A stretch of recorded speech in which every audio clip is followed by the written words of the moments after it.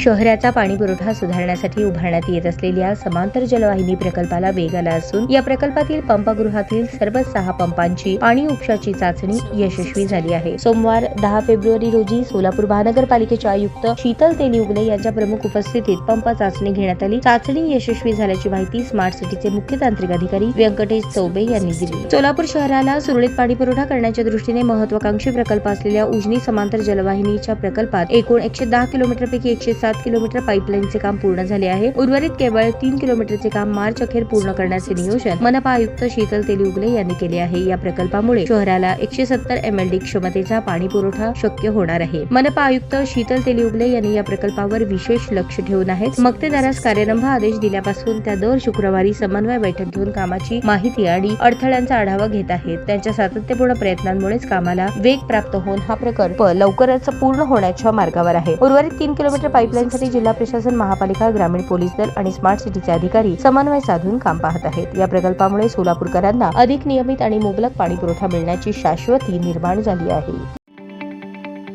ताज्या बातम्या पाहण्यासाठी प्राईम महाराष्ट्र न्यूज चॅनलला सबस्क्राईब करा।